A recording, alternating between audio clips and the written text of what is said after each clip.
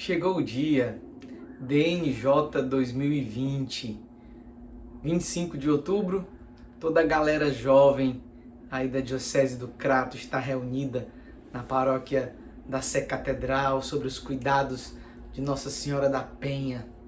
É uma alegria para mim, referencial de juventude do Ceará, estar com vocês neste dia, nessa celebração bela em que a juventude se reúne de maneira diferente para celebrar o Dia Nacional da Juventude. Um abraço todo especial ao nosso bispo diocesano, Dom Gilberto, a Padre Ricardo, que também é referencial de juventude, e na pessoa dele todos os grupos pastorais e movimentos que estão envolvidos hoje. E não só hoje, mas desde a preparação aqui, eu tenho uma pescazinha que me diz que tem um bocado de gente que se envolveu. Desde a Jufra, o movimento Segue-me, o Shalom, os Filhos Amados do Céu, o Sal da Terra, Fraternidade e Caminho, Aliança de Misericórdia, as PJs, a Juventude Missionária, o MEG, a Missão Resgate. São tantos que a gente, graças a Deus, louva ao Senhor por essa diversidade na Diocese do Crato. Trazemos presente ainda os jovens ligados ao movimento de Schoenstatt, como também os jovens dos grupos paroquiais das diversas foranias. Fiquei sabendo que as 5 foranias da Diocese estão reunidas aí, então, de todo o coração, a gente está junto com vocês nesse momento. E eu queria iniciar essa nossa partilha sobre a temática do DNJ desse ano com uma canção que para mim é muito cara, porque fala um pouco dessa doação que a gente tem que se dispor na evangelização com os jovens. Então partilho com vocês.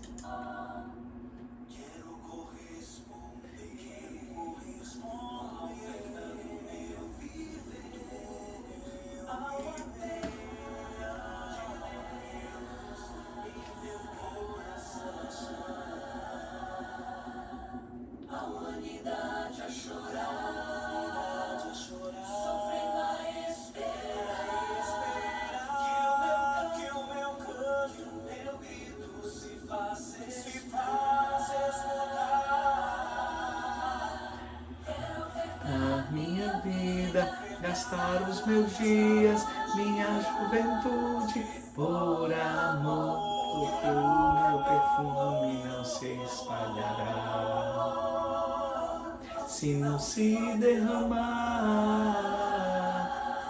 por amor a Deus. Gastar os meus dias, minha juventude, por amor.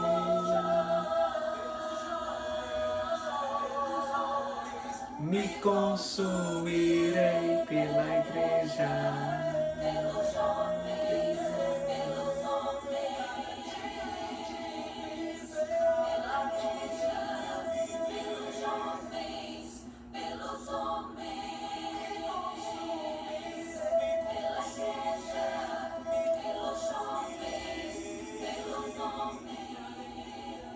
É esse desejo que a gente tem de consumir toda a vida pela juventude.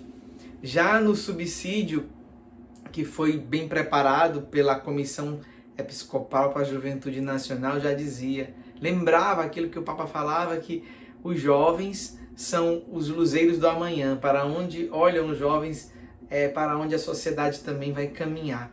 Então a igreja, percebendo tudo isso, quis refletir um pouco, unida à temática da caminhada, da campanha da fraternidade, refletir um pouco sobre fraternidade e vida, um dom e um compromisso de toda a nossa juventude. E vocês devem ter, ao longo desse período, trabalhado bastante, refletido com os pequenos grupos, com os círculos de vida. Eu sei que esse tempo de pandemia não foi fácil para ninguém, mas eu sei que toda a articulação que foi feita nessa diocese, que é uma diocese romeira, uma diocese que não para, favoreceu uma reflexão ainda mais intensa a partir dos meios virtuais da temática desse ano. Então, eu gostaria de iniciar partilhando com vocês, porque foi me pedido aqui para dar uma palavra geral sobre o tema do DNJ 2020, que traz presente um trecho que tem como base a parábola dos discípulos de Emaús, pela qual Jesus se aproxima daqueles dois jovens que voltavam de Jerusalém para Emaús. E ali Jesus se aproxima, os escuta, se aproxima e caminha com eles. Então esse é o tema do nosso DNJ. Lucas 24, 15 a 17. Ouviu e junto com eles caminhou. Então nós vamos agora escutar um trechinho que é em cima dele, que eu vou trabalhar um pouco acerca dessa temática bela desse 2020 tão cheio de dificuldades.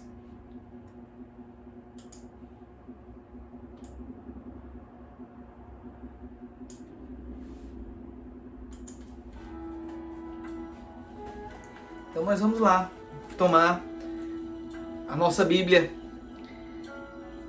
Caminho de Emaús. Naquele mesmo dia, 2 discípulos iam para um povoado chamado Emaús, distante 11 quilômetros de Jerusalém, e conversavam a respeito de tudo o que tinha acontecido.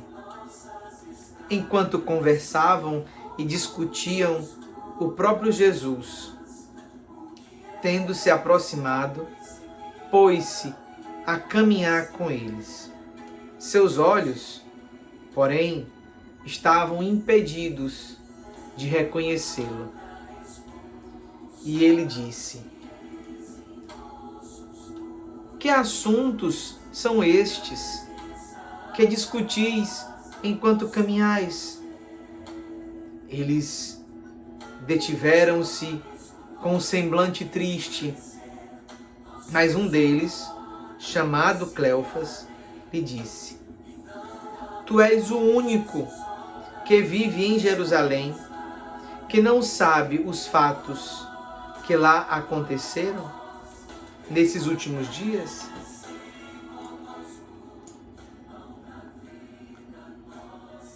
Ele lhes disse: Quais os fatos? Disseram-lhe: o que aconteceu com Jesus Nazareno, que era um profeta poderoso em obras e palavras diante de Deus e diante de todo o povo. Como os sumos sacerdotes e os nossos chefes o entregaram para ser condenado à morte e o crucificaram? Nós esperávamos que fosse ele quem libertaria Israel. Todavia, já faz 3 dias que tudo isso aconteceu. Algumas mulheres do nosso grupo, porém, nos deixaram desconcertados. Elas foram de manhã, bem cedo, ao sepulcro e, não tendo encontrado o corpo, voltaram dizendo que também tinham visto uma aparição de anjos, os quais disseram que ele está vivo. Alguns dos nossos também foram ao sepulcro e encontraram tal como tinham dito as mulheres, mas não o viram. Palavra da nossa salvação. Glória a vós, Senhor. E aqui, meus irmãos, eu gostaria de trazer presente uma coisa muito importante. Eu queria trazer presente alguns elementos sobre esse texto que são muito iluminadores. E eu convido para a nossa reflexão deste dia. Estavam caminhando de Jerusalém para Emaús. Jerusalém, o lugar desse grande acontecimento, que foi a grande manifestação de Jesus, que entrou glorioso sobre palmas, hinos, gritos, cânticos, mantos, palmas como o grande santo, como o grande ungido, como o grande Messias. E ao final foi posto numa cruz, condenado, como o rei dos judeus crucificado.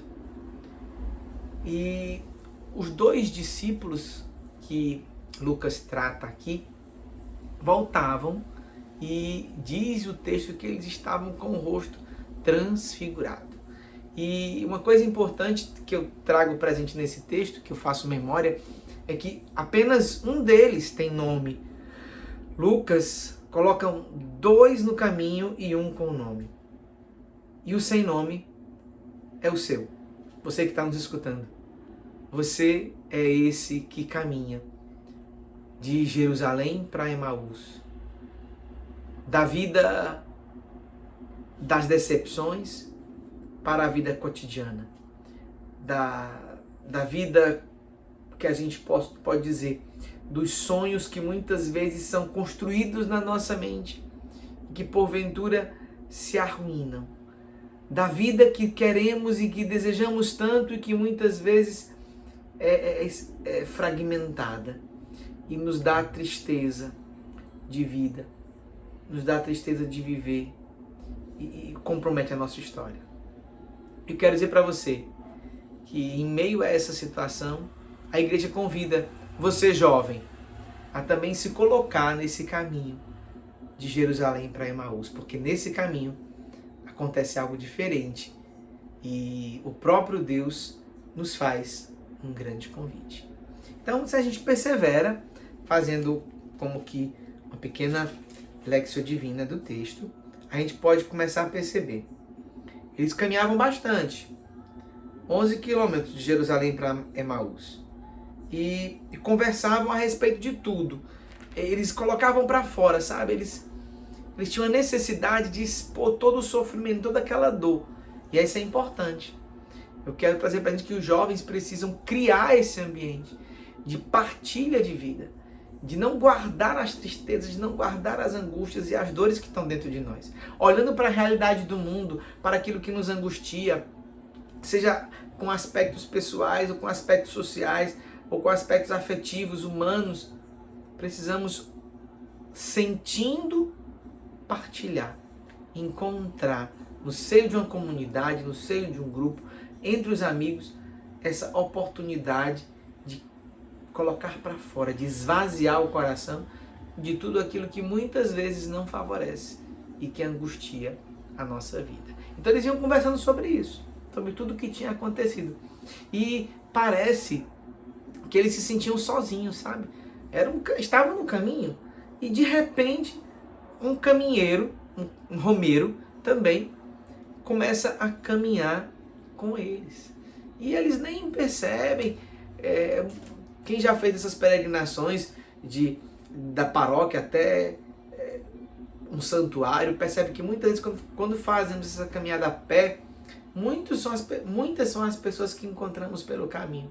Algumas são conhecidas, a gente para, conversa, fala, outras são completamente desconhecidas, estão fazendo também o seu caminho. Assim Jesus, assim somos nós. Fazemos o nosso caminho e pensamos que estamos sozinhos, mas o Senhor não nos deixa sozinhos.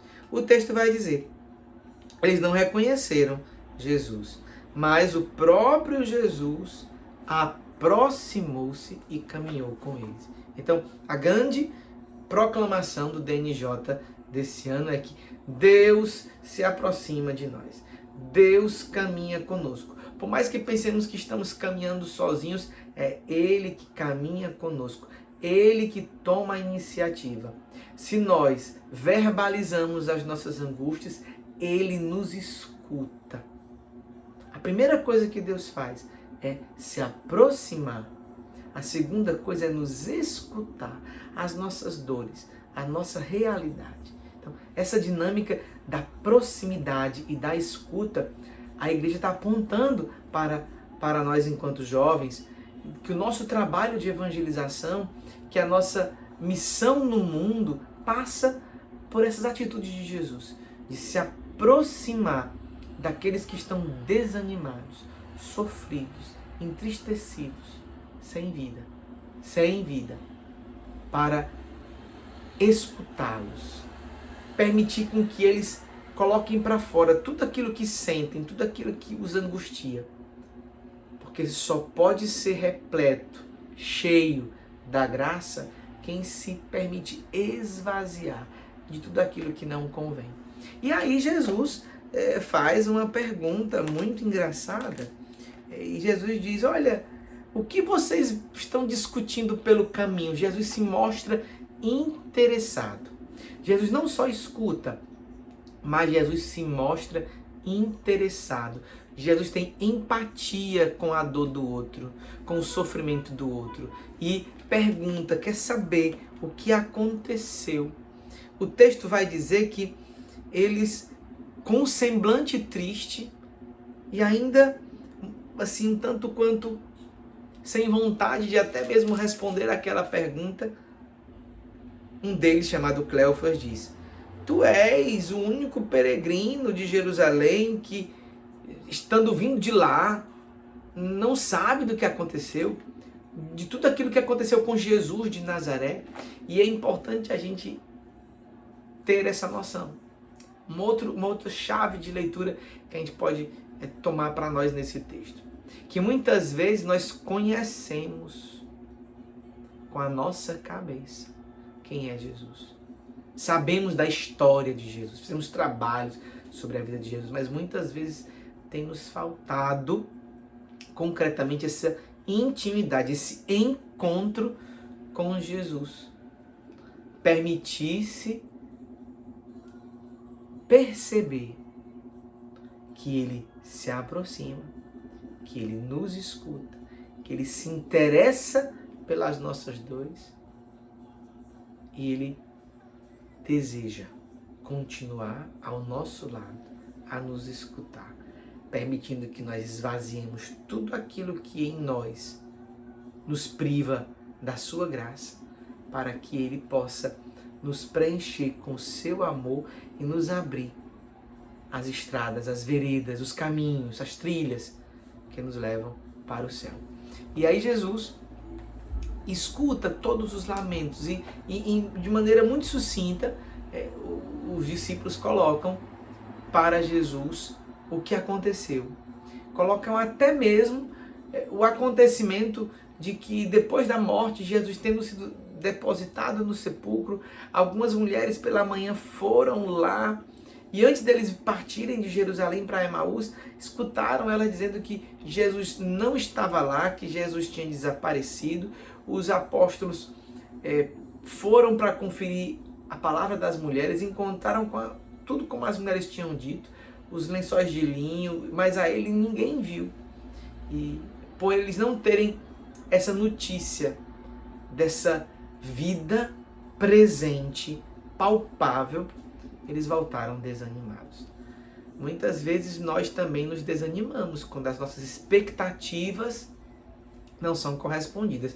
Em diversas situações da vida, quando nossas expectativas não são bem aceitas, não são bem acolhidas, ou não se realizam, para melhor dizer, seja na dimensão pessoal, na dimensão familiar, na dimensão eclesial, na dimensão profissional, muitas vezes isso nos turva a visão, de tal maneira que a tristeza começa a tomar conta e a nos impedir de ver.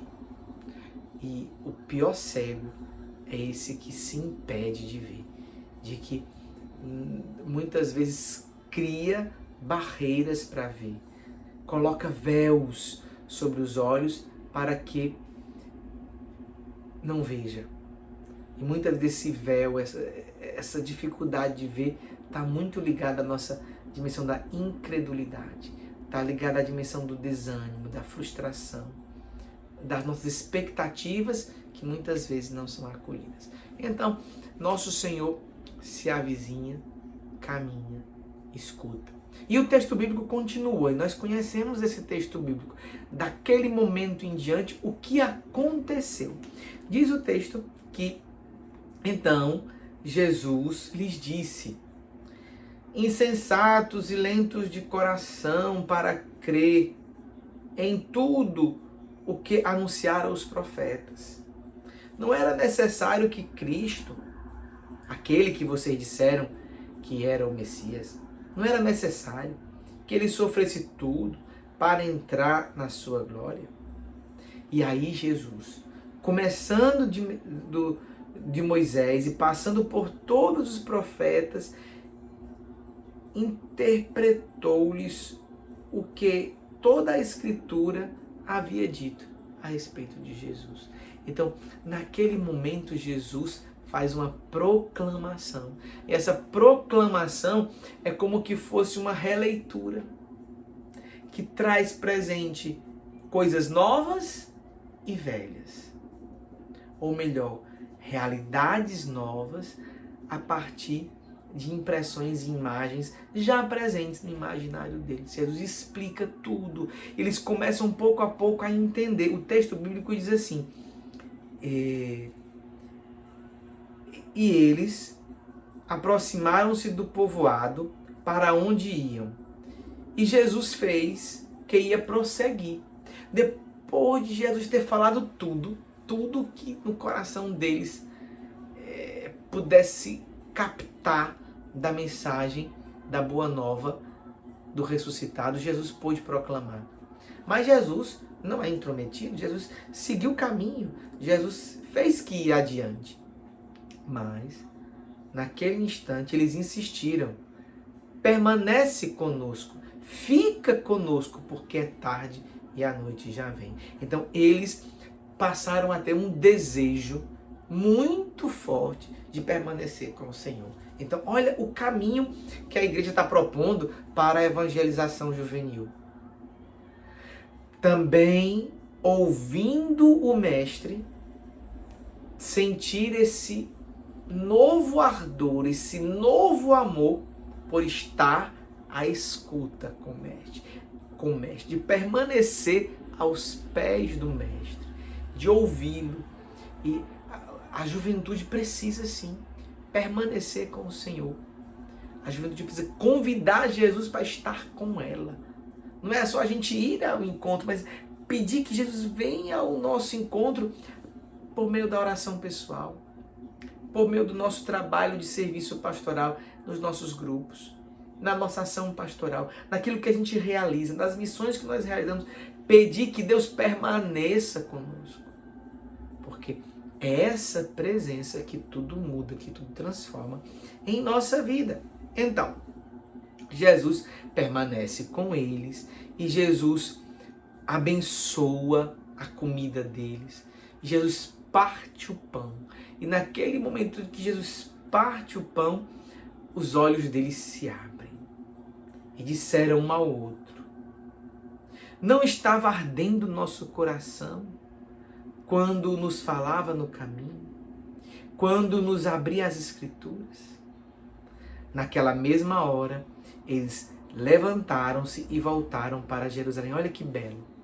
Quando Jesus põe-se à mesa com eles, quando Jesus parte o pão, os olhos deles se desvelam. Então, a Eucaristia para a juventude deve ser esse sinal concreto da intimidade do jovem com Cristo, do discípulo com o Mestre.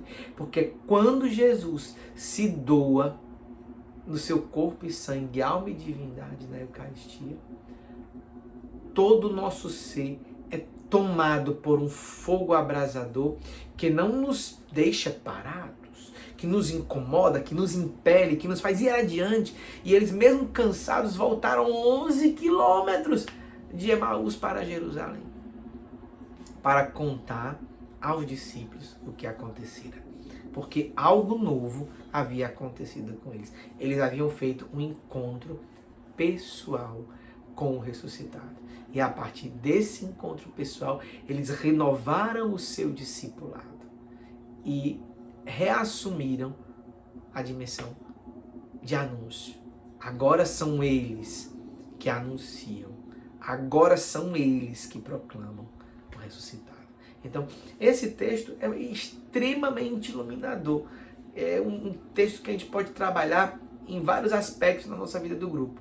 E olhando esse texto à luz das 3 temáticas que o subsídio do DNJ colocou pra gente, eu queria lembrar que nós somos convidados pela igreja a não mais ficarmos apáticos com a situação de não vida ou de morte presente na sociedade. Nós, pelo encontro com Cristo, foi nos dada a possibilidade de uma nova vida. E nós somos convidados a olhar o mundo com olhos novos. Se o mundo nos apresenta uma vida que se frustra, uma vida que se esvai, uma vida que é sem sentido, uma vida que se finda, que acaba com a morte, o encontro com Cristo muda a nossa lógica. O Cristo muda a nossa forma de ver, de tal forma que passamos a ver a vida a partir da história da criação. Passamos a ver a vida como um dom, e que é dado por Deus. E a vida que não é só vida humana, é vida como um todo, de maneira sistêmica.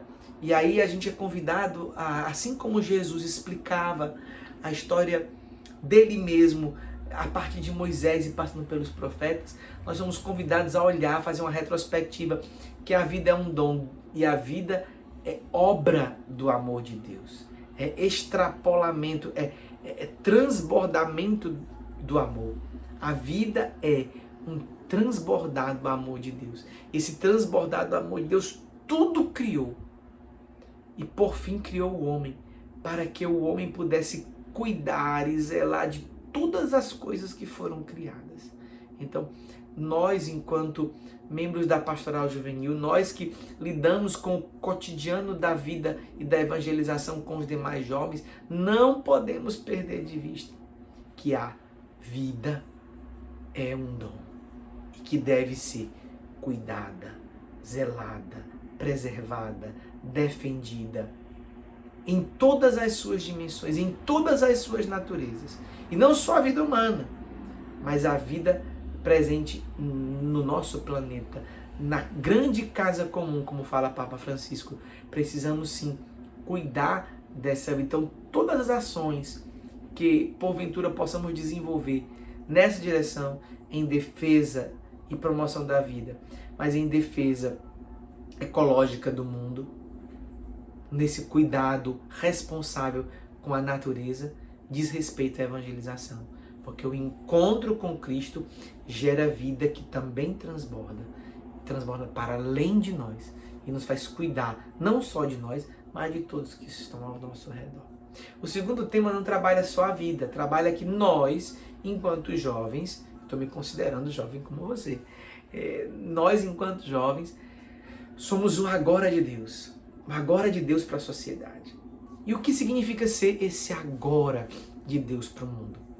Significa que nós, como discípulos, somos agora a seguindo os passos do Mestre e por todo lugar, povoado, cidade, em que ele próprio devia ir para anunciar aos que estão entristecidos, aos que estão frustrados, aos que estão à beira da morte, aos que estão sem sentido de vida, aos que estão à beira do suicídio, aos que estão sem condições de vida digna. Irmos ao encontro deles e comunicar-lhes a vida. E não só através de um discurso, mas através de gestos concretos. Uma caridade que é operante, que ela é afetiva e efetiva. É um anúncio que é afetivo e efetivo de que Deus se importa conosco. Então, como as pessoas vão perceber que Deus se importa com elas? Quando nós formos o agora de Deus para elas. Quando nós apresentarmos Jesus a elas. Assim como Cleofas e o outro discípulo estavam desanimados. Quantos desanimados estão em nossas foranias, em nossas paróquias, em nossos grupos? E muitas vezes nós não tomamos posse de ser esse agora, essa missão de ser agora de Deus para o outro. É preciso que nós tomamos posse disso. O mundo é carente, a nossa igreja é carente de homens e mulheres que, tendo feito um encontro pessoal e renovador com Deus, se dignem ser centros pessoais e unidos, centros comunitários de irradiação da boa nova do Evangelho, de amor. Então, tudo aquilo que devemos fazer nessa perspectiva de ser o hoje de Deus. Um hoje que se olha e que assume aqueles passos que Jesus assumiu no Evangelho que eu acabei de proclamar. Como é que eu sou agora de Deus? De forma concreta, quando eu me tomo a iniciativa e me aproximo. Quando eu não chego dizendo nada, mas eu me aproximo e eu escuto a dor do outro. Que eu me importo com a dor do outro. Quando eu mostro para o outro que ele é importante na sua pequenez. Quando eu mostro para o outro que ele é importante na sua limitação. Assim, você é convidado a ser esse agora de Deus. Na sua diocese, na sua paróquia, na sua forania. Testemunhando vida e vida em plenitude. Mas não só isolado, não só sozinho. Nós somos um. O terceiro tema trabalhava exatamente, somos todos um. Então precisamos encontrar maneiras para estarmos sempre unidos. Nós fazemos parte de um corpo. Cada membro é diferente. Mas como diz a canção, há no corpo certamente uma articulação de unidade. Então essa articulação de unidade diz que, por exemplo, enquanto setor de juventude, nós somos diversos. Somos repletos de carismas. Mas precisamos entender que devemos trabalhar unidos. Porque quando um falta, é diferente. Tem alguma coisa que não vai bem. Quando a gente encaixa os 5 dedos da mão, eles são capazes de fazer muitas coisas. Mas se falta um dedo ou 2 dedos, a água esvai, o pó cai. Então não conseguimos dar conta daquilo que é o plano de Deus. Então, somos todos um. E ser um significa que somos um corpo onde Cristo é a cabeça. Então, se Cristo é a cabeça, devemos nos deixar comandar pela cabeça. E pensando um pouco nessa dimensão de sermos um, temos também presente um pouco das estruturas que são presentes também na diocese. Na diocese, o bispo é a cabeça. Então, nós somos o corpo dessa igreja que é conduzido pela cabeça que foi configurada a Cristo na pessoa do bispo. Então, a Dom Gilberto, que Deus dê essa graça de continuar conduzindo bem a diocese e também a nossa juventude.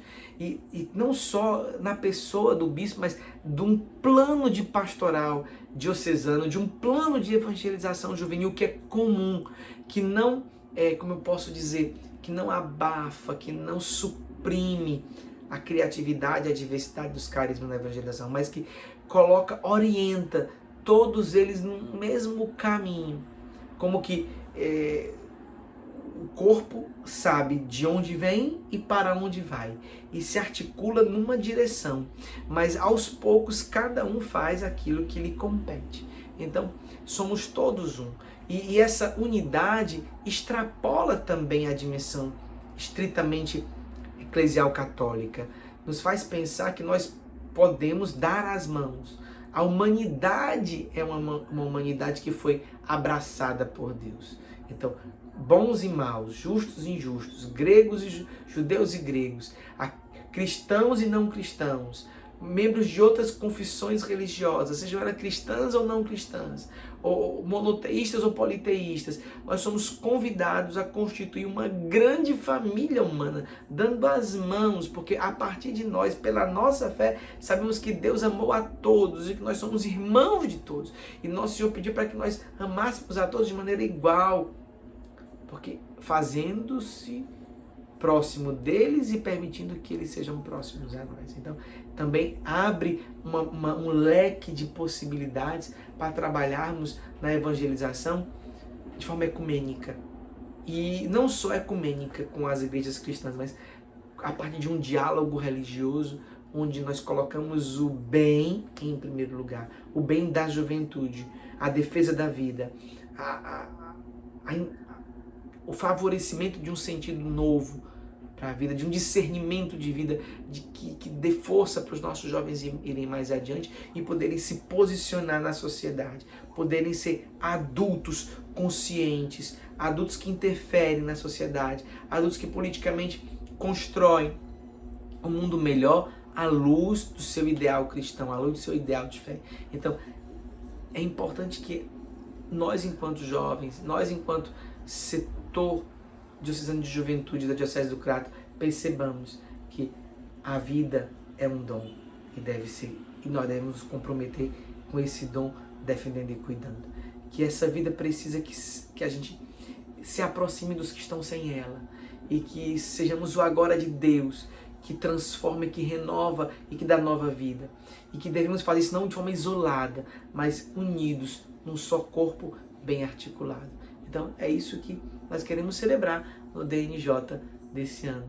De celebrar um Deus que nos escuta e caminha conosco. Muito obrigado. E eu tinha conversado com o setor diocesano e Guilherme me apresentou algumas questões que vocês gostariam que eu tocasse.